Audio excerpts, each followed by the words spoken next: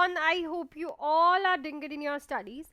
तो आ गया next part. जैसे कि आप लोगों को पता है, यहाँ पे मैं करवा रही हूँ आरआरबी एंड नॉर्सेट की प्रिपरेशन। सो जो बच्चा इन दोनों एग्जाम्स के लिए प्रिपेयर कर रहा है, इस चैनल को सब्सक्राइब कर दीजिएगा, वीडियो को लाइक कर दीजिएगा एंड शेयर कर दीजिएगा अपने फ्रेंड्स के साथ। एंड अगर कोई भी बच्चा आरआरबी एंड नॉर्सेट के लिए बैचेस ज्वाइन करना चाहता है तो इस नंबर पे कॉल या फिर मैसेज आज ही मेरे साथ बात करके आप कोई भी बैच जो है ज्वाइन कर सकते हैं। एक है 1499 का बैच, एक है 2499 का बैच। ठीक है, 1499 का बैच उनके लिए है जिनका बेसिक क्लियर है, वो करेंगे इंपॉर्टेंट टॉपिक्स। उनको बस ये है कि इंपॉर्टेंट चीज़ों पे किस पे ज़्यादा फोकस करें।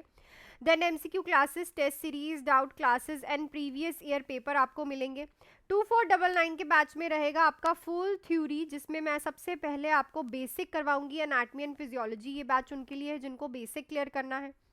इसमें भी थ्योरी कराई जाएगी फुल और इंपॉर्टेंट टॉपिक्स इसमें भी करवाए जाएंगे। एमसीक्यू क्लासेस होंगी, test series, doubt classes and previous year paper. ये दोनों ही बैचेस जो है लाइव एंड रिकॉर्डेड है।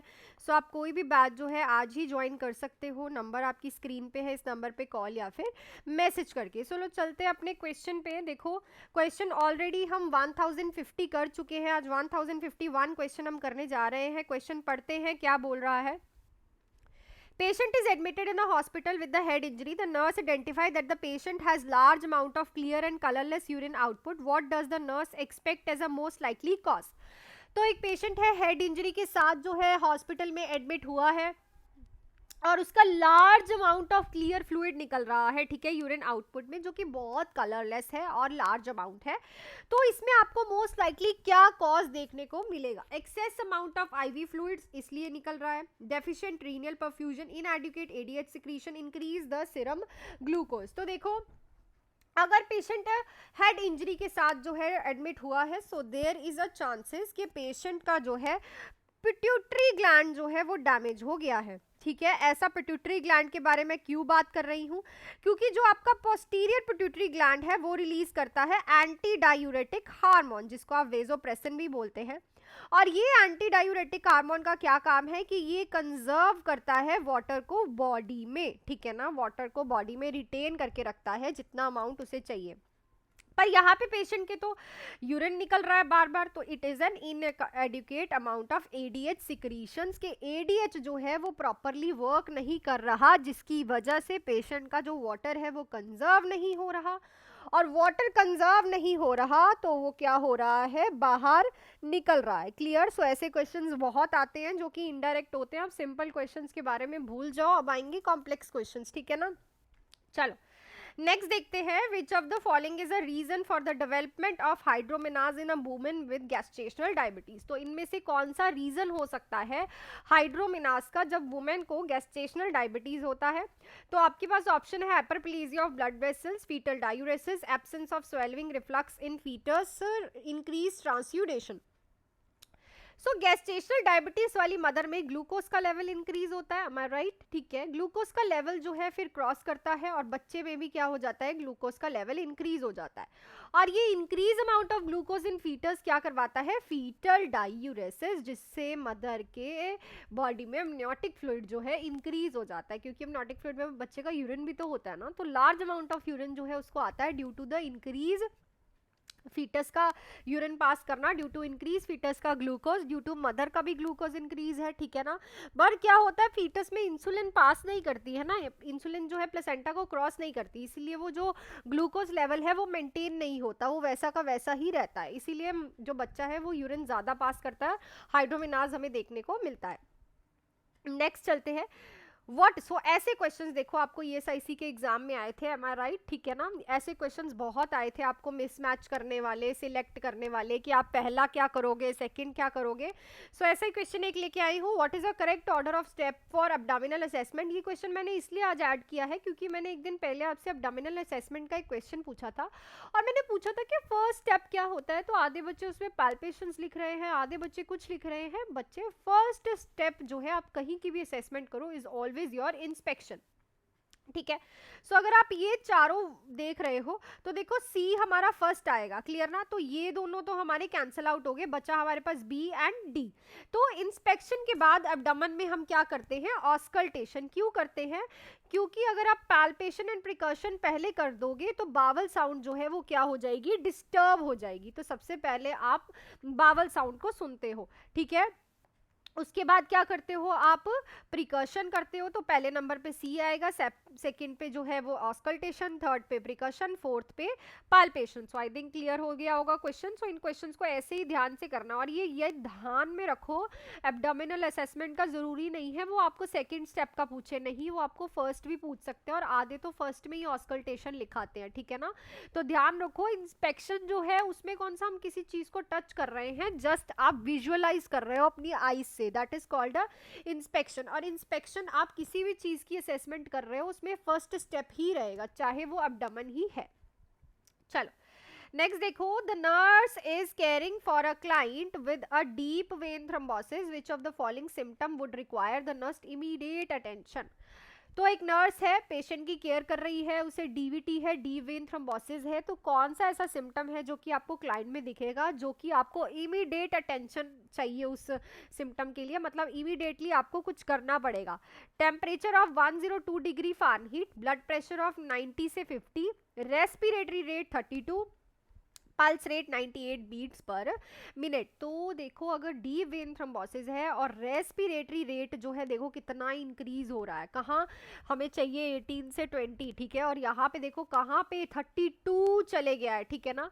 और रेस्पिरेटरी रेट जो है इंक्रीज होना सीधा सीधा कह रहा है कि क्या बन गया है, ये डीवीटी क्या बन गया है, पल्मनरी एम्बोलाई, लिख लेना इसको, पल्मनरी एम्बोलाई जो है ये बन गया है। सो ये कॉम्प्लिकेशन है डीवीटी की।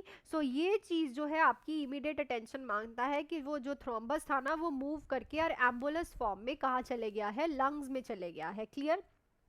सो नेक्स्ट क्वेश्चन पे चलते हैं, fever, headache and nuchal rigidity are a classical symptoms of. तो fever, headache, nuchal rigidity is your neck stiffness, वो क्लासिकल सिम्टम किस में देखने को मिलते हैं, Parkinson's disease, meningomyosis, Alzheimer's disease या फिर मेनिंजाइटिस। तो ये क्वेश्चन का आंसर तो मोस्टली बच्चों को पता होगा। So meningitis which is inflammation of the meninges, और इसमें दो इंपॉर्टेंट साइन जो हमें देखने को मिलते हैं, that is your Kernig and Brudzinski sign, जो कि बहुत बार हम ड्यूरिंग डायग्नोसिस क्या करते हैं, असेस करते हैं। सो नेक्स्ट क्वेश्चन पे चलने से पहले आप लोगों को थोड़ा सा बैचेस का बता दूं, अगर किसी को सुनना है, अदरवाइज आप स्किप करके नेक्स्ट क्वेश्चन देख सकते हो। सो आप इस नंबर पे कॉल या फिर मैसेज करके इनमें से कोई भी बैच जो है ज्वाइन कर सकते हो। एक बैच है मेरे पास 1500 का, एक है 2500 का, दोनों ही बैचेस लाइव प्लस रिकॉर्डेड है, ठीक है। ये 1500 का बैच उन बच्चों के लिए है जिनका बेसिक जो है वो क्लियर है, बस उनको ये है कि हम इंपॉर्टेंट टॉपिक्स पे फोकस करें, प्लस एमसीक्यू क्लासेस करें, टेस्ट सीरीज करें, डाउट क्लासेस करें, previous year paper.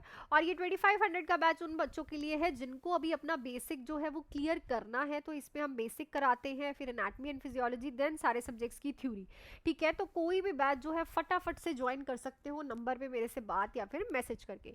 So next पे चलते हैं।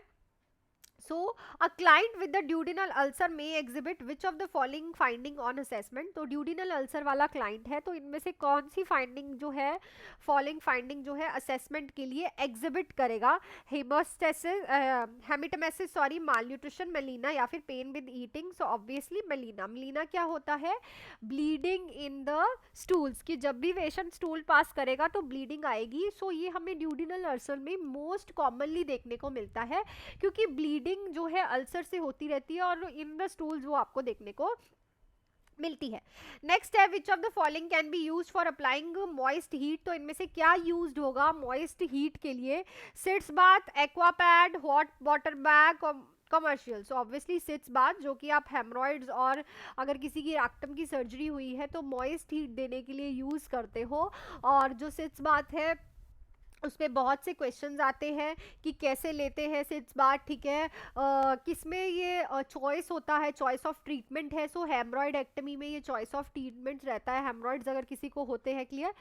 सो नेक्स्ट में चलते हैं, for of the patient with Crohn disease the medical surgical nurse recommend a diet that is, so एक पेशेंट है क्रॉन्स डिसीज का, ठीक है, तो आप उसको कौन सी डाइट रेकमेंड करोगे? ऑप्शंस है high in fibre, low in protein and calorie, high in potassium, low in fibre, high in protein and calories, low in potassium. So cross disease में क्या होता है कि जो सीलियाज होते हैं वो हो जाते हैं डैमेज, जिससे फाइबर जो है वो अच्छे से डाइजेस्ट नहीं होता। तो इस पेशेंट में आप ये एक कह सकते हैं हम कंजेनाइटल प्रॉब्लम भी होती है, हेरिडिटरी भी चलती आती है, पेरेंट्स को भी है, उनके पेरेंट्स को भी है। तो इसमें आप क्या करते हो, आईबीडी में आती है ये, एक अल्सरेटिव क्लाइटिस और क्रॉन्स डिसीज दोनों ही आईबीडी की ये प्रॉब्लम्स है, ठीक है।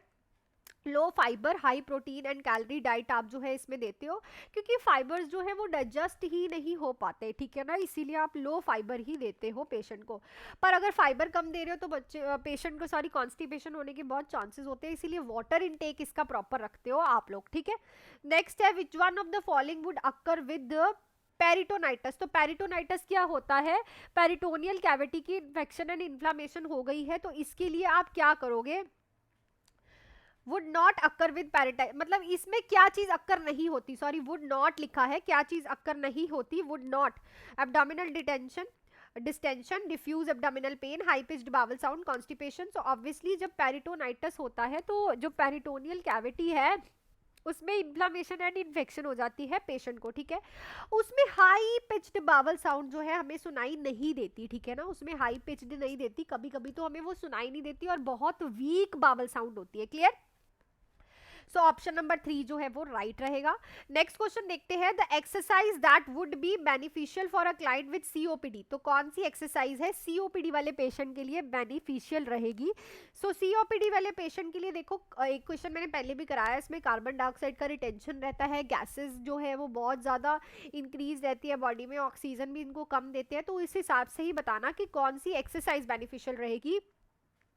Controlled coughing, spirometry use, whistling with exhaling, deep breathing. So आपको पता है आपको क्या करना है, लास्ट क्वेश्चन है तो कमेंट सेक्शन में लिख के बताओगे। ओके, जो मैंने कल क्वेश्चन पूछा था वो बहुत से बच्चों का गलत है कि इनमें से कंफर्म टीबी मेनिंजाइटिस कौन सा टेस्ट करेगा बच्चे, इसका आंसर आएगा लंबर पंचर। बहुत से बच्चे जो है सीएसएफ एग्जामिनेशन लिख रहे हैं, नो, ये हमें मेनिंजाइटिस में करना होता है, ये मेनिंजाइटिस का कंफर्मेटरी टेस्ट है जिसमें बैक्टीरियल वायरल कौन सा मेनिंजाइटिस है वो देखते हो आप सीएसएफ एग्जामिनेशन करके, ठीक है। पर जो टीबी मेनिंजाइटिस है, टीबी मेनिंजाइटिस की बात कर रही हूं मैं, वो लंबर पंचर से ही होता है, उसका कंफर्मेटरी टेस्ट जो होता है वो लंबर पंचर ही होता है, तो इस चीज को ध्यान से करेक्ट कर लेना, ठीक है। वैसे तो मैंने सबके रिप्लाई कर दिए हैं कमेंट के, ठीक है। सो that's it for this video, और वीडियो अच्छी लगी तो वीडियो को लाइक ज़रूर कीजिएगा, एंड अगर किसी को भी बैचेस ज्वाइन करने हैं तो नंबर आपके पास है, आप मेरे से बात करके मैसेज करके कोई भी बैच जो है ज्वाइन कर सकते हो। 1500 का बैच है, एक है 2500 का बैच। सो ये बैच उन बच्चों के लिए है जिनका बेसिक क्लियर है, important topic MCQs, test series and doubt classes रहेंगी। ये बैच उनके लिए है जिनको बेसिक क्लियर करना है और पढ़ना चाहते हैं मेरे साथ, तो आप पढ़ सकते हो मेरे साथ, ज्वाइन कर सकते हो कोई भी बैच इस नंबर पर कॉल या फिर मैसेज करके। So that's it for this video, मिलती हूँ आपको कल वीडियो में, नेक्स्ट वीडियो में। Till then do hard work and make your parents proud and all the best.